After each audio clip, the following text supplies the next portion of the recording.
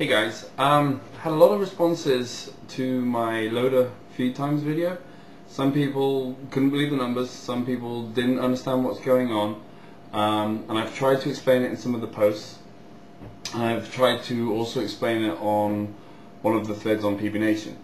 And in doing that, I created a series of images that hopefully make it a little bit more simple to understand why there isn't much of an overlap between the bolt returning and the ball being able to fall into the breech.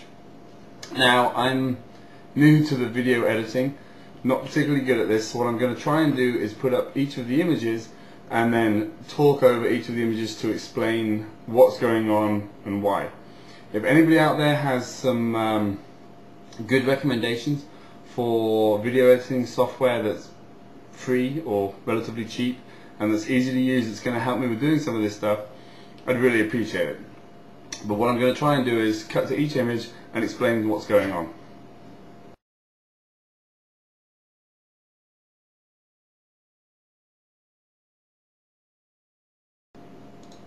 Okay, so the first image, the yellow and pink is theoretically a paintball.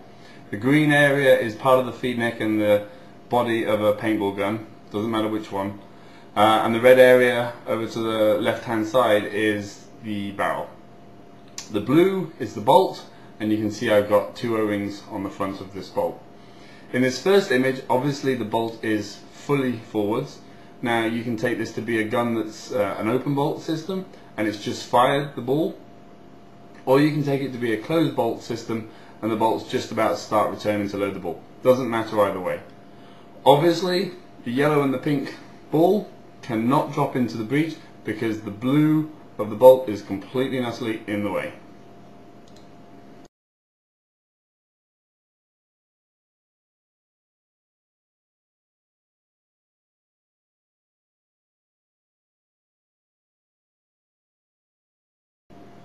Okay, so now we moved on to the second image in the series.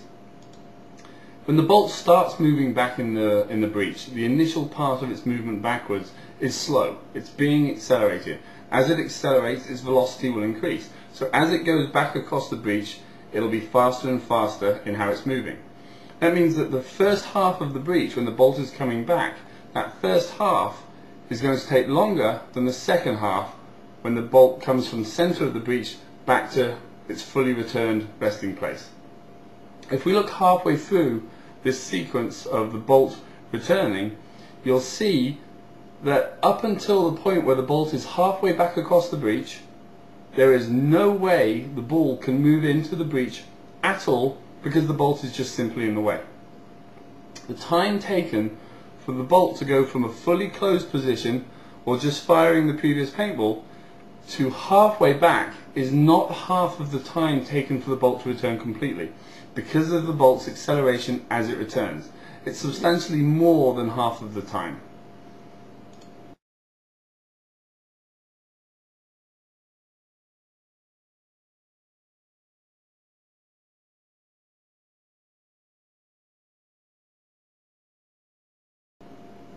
Okay, in this next image we have the bolt, and the bolt's moved back another 100,000ths of an inch from the center point of the breech. At the center point of the breech the ball could not drop in because the bolt was in the way. We've moved back another 100,000ths, and the distance between the tip of the bolt and the edge of the ball, the circumference of the ball, is only 14.5 thousandths. That's pretty damn tiny. So we've moved 100,000ths past the center of the breech, and the ball can only move in 14.5 thousandths. At this point, the bolt is moving extremely rapidly. The ball has inertia, and its acceleration is due to the force of gravity and whatever force feed loader system you're using. At this point, it's accelerating, but its velocity is 0 to just starting to move.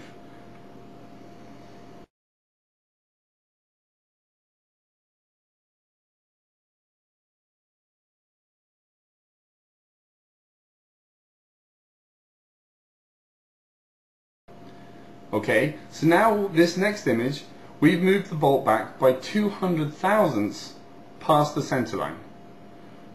At this point we are over 3/4 of the way back in the breech. We only have a very short distance for that bolt to come back until it's completely returned and the bolt is completely open. At this point, 200 thousandths past the center of the breech, the distance between the tip of the bolt and again, I'm trying to get it on the video, the circumference of the ball is 48, say 50 thousandths of an inch. That's not very far still. And at this point, the bolt probably only has 1 or 2 milliseconds until it is completely open. Again, at this point the ball is only just accelerating, so it's moving very slowly, if it's even overcoming its inertia and starting to move yet, and the bolt is almost completely open.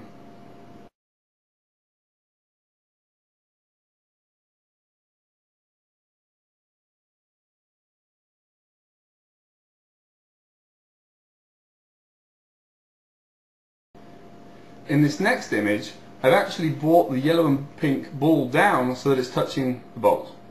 So you can see how far that ball is able to fit into the breech now that the bolt is over 3/4 of the way back. And it's almost hard to see. It really isn't able to move into the breech very far. And we've probably got 1 to 2 milliseconds until that bolt is completely back.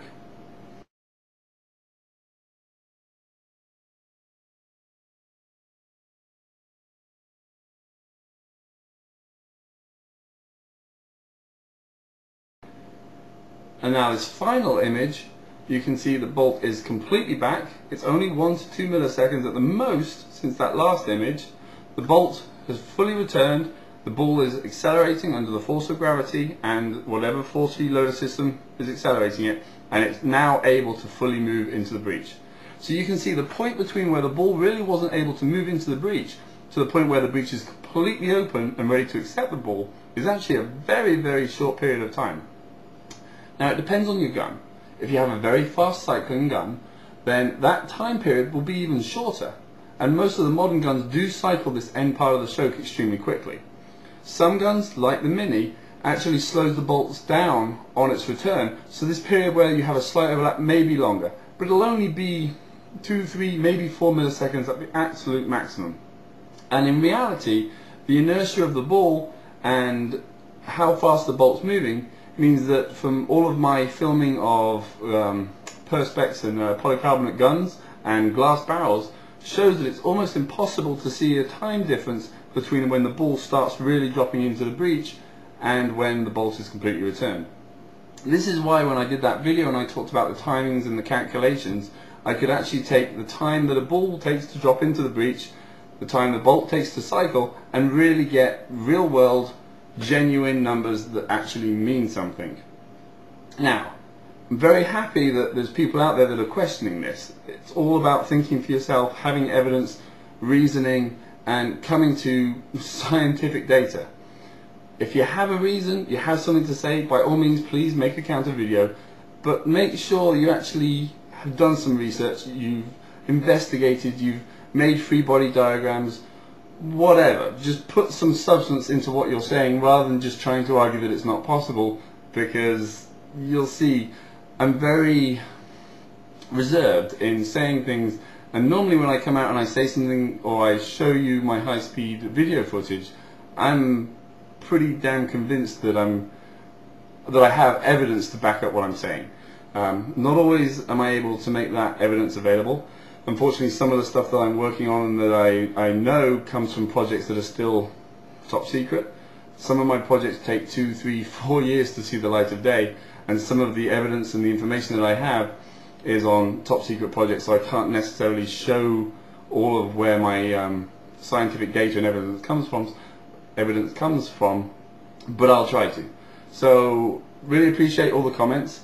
If you're watching this and you haven't yet subscribed to my channel, please do so.